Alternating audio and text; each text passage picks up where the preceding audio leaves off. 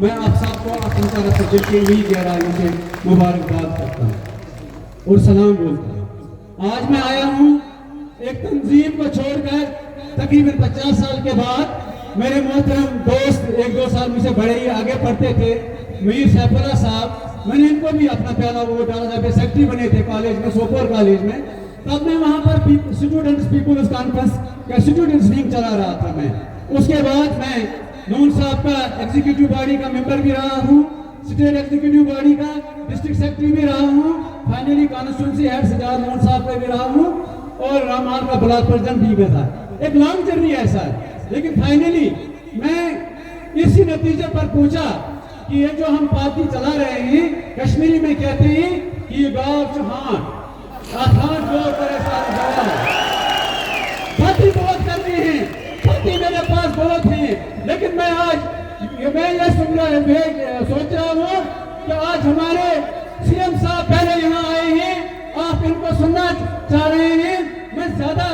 آپ کے اور ان کے درمیان حائل نہیں رہنا چاہتا ہوں۔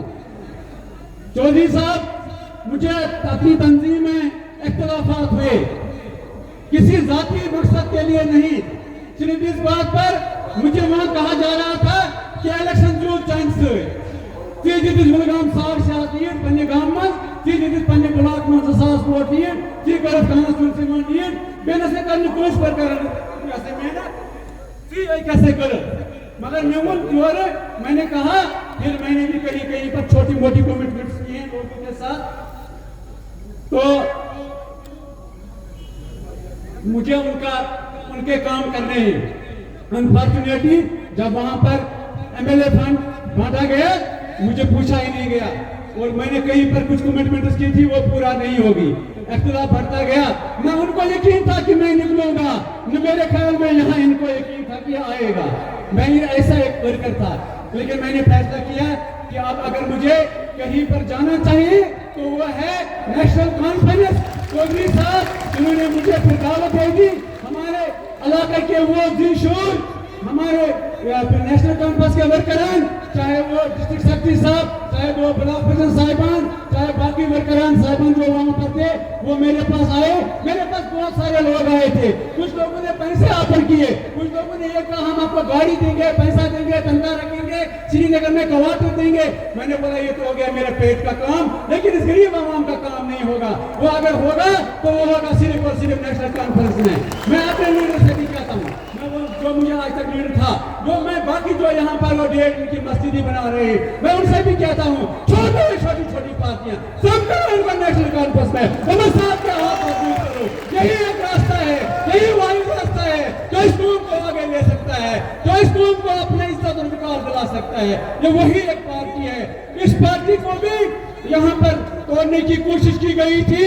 جیسے باقی پارٹیاں توڑی گئی، لیکن یہ پارٹی نہیں ٹوٹی، کیونکہ اس لیڈرشپ کو جو تھا، رہبری جو تھی، وہ شہری کشمیر شیخ محمد عبداللہ کی رہبری میں، ان کی قیادت میں ان کی رہبری ہوئی تھی، اور اسی طرح پھر ڈاکٹر فاروق صاحب قائد ثانی، ان کی رہبری میں یہ آگے بڑھے تھے، انہوں نے سیکھا تھا، اور اس کے بعد ہمارے 9 سال وزیر اعلیٰ جناب عمر عبداللہ صاحب، ان کی قیادت میں ان کو گائیڈنس ملی تھی، ان کو رہبری ملی تھی، کچھ نہیں کر سکا کوئی، اس کو نیشنل کانفرنس کو وہ نہیں انہوں نے ٹوٹنے نہیں دیا۔ میں ان کو مبارکباد کرتا ہوں کہ ان مشکلات میں یہ چلے، کہ ان مشکلات میں انہوں نے الیکشن جیتا، لیکن سب لوگوں نے بھی آپ کو ان کی بھی امید تھی آپ پر، انہوں نے بہت زیادہ اعتماد کیا آپ پر، جتنی سیٹیں ہمارے شہری کشمیر کو بھی نہیں ملی تھی اتنی سیٹیں انہوں نے آپ کو دی تھی۔ مجھے یہ بھی پتا ہے سر کہ آپ کی مشکلات میں اس وقت بھی حکومت کر رہے ہیں، یہ جو لوگ کہہ رہے ہیں ہمیں بی جے پی کے ساتھ کوئی واسطہ نہیں ہے، میں چیلنج کر رہا ہوں، ان کے ٹاور جو ہیں موبائل ٹاور لوکیشن نکالیے اور پھر دیکھیے کون کہاں رات کو ہوتا ہے، کون کہاں دن کو ہوتا ہے، باتیں کریں گے، آگے کریں گے۔ میں آپ کا شکر گزار ہوں کہ آپ نے مجھے یہاں یہ اتنا عزت دے دیا، اور انشاءاللہ تعالی وعدہ کرتا ہوں کہ اب میں یہاں آیا ہوں،